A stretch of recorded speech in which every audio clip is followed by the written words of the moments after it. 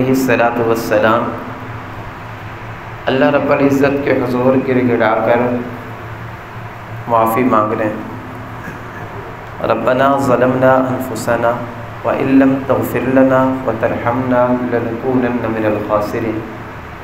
اے اللہ کہ ہم نے اپنی جانوں پر ظلم کیا، اگر آپ نے ہمیں معاف نہیں کیا، آپ نے رحم نہیں کیا ہمارے اوپر، تو ہم تو گھاٹے میں چلے جائیں۔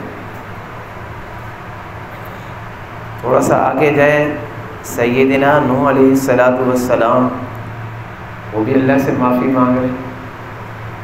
وَإِن لَّمْ تَغْفِرْ لِي وَتَرْحَمْنِي أَكُن مِّنَ الْخَاسِرِينَ۔ اللہ اگر تو نے مجھے معاف نہ کیا، میرے اوپر رحم نہ کیا، تو میں تو خسارے والوں میں سے ہو جاؤں۔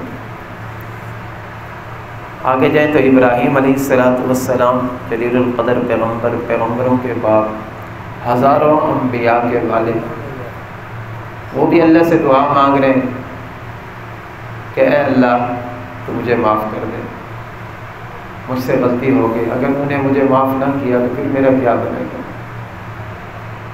موسیٰ علیہ السلام کو پڑھا دیکھا، کلیم اللہ جن کا لقب ہے، اللہ ان سے ہم کلام ہوتے تھے، کہنے رب انی ظلمت نفسی فاغفر لی فغفر لی۔ اے میرے پروردگار، میں نے اپنی جان کے اوپر ظلم کیا، اللہ تو مجھے معاف کر دے۔ یونس علیہ السلام کو دیکھا تو وہ بھی اللہ سے معافی مانگ رہے ہیں، لا الہ الا انت سبحانک انی کنت من الظالمین۔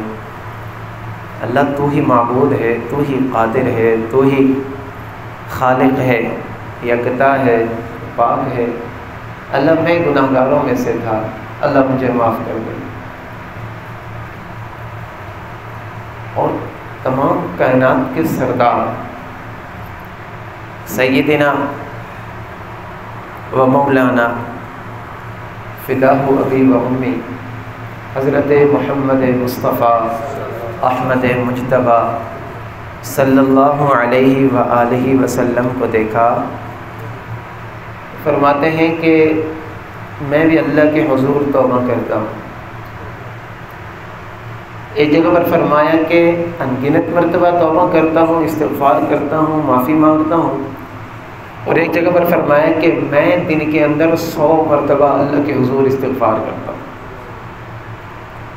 اللہ نے قرآن کی آیت نازل کی، وَاسْتَغْفِرْ،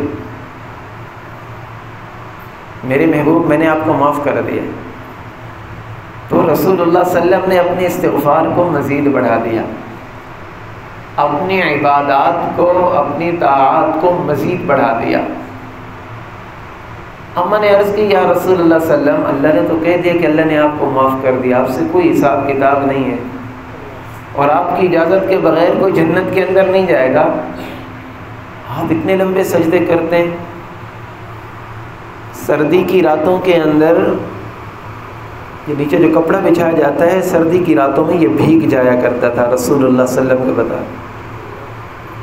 میں فرماتی ہوں پہلے میں سمجھتی تھی پسینہ ہے، پھر میں نے دیکھا کہ اللہ کے نبی کے آنسو تھے۔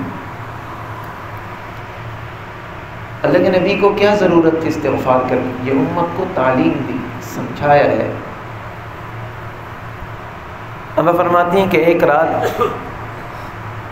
میں نے رسول اللہ صلی اللہ علیہ وسلم کو دیکھا، آپ پوری رات قیام کے اندر کھڑے رہے اور ایک ہی آیت پڑھتے رہے، ان تعذبہم فانہم عبادک۔ اللہ اگر تو سب کو عذاب کے اندر ڈال دے، سب کے لیے جہنم کا فیصلہ کر دے، کسی کو جنت میں نہ ڈالے، فانہم عبادک، یہ تیرے بندے ہیں۔ ملازم و غلام اس کے بعد بندہ آتا ہے۔ ملازم ہمارا 8 گھنٹے کا پابند ہوتا ہے، اس کے اندر وہ کام کرے گا جو ہم اس کو کہیں گے۔ مزدوری کرنے جاتے ہیں نا تو 8 گھنٹے 6 گھنٹے کام ہوتا ہے، اس کے بعد اگر مالک اس کو کہے گا تو اس کو اوور ٹائم دینا پڑتا ہے، پھر مزدور کی مرضی ہوتی ہے کام کرے یا نہ کرے۔ اس سے اوپر درجہ بڑھ جاتا ہے غلام کا۔ غلام 24 گھنٹے ہمارا پابند ہوتا تھا، 24 گھنٹے ہمارے حکم کے تابع ہے، ہماری بات کو مانے گا۔ اور اس سے اوپر درجہ جو بڑھ کر ہے نا، وہ ہے عبد کا، بندے ہونے کا۔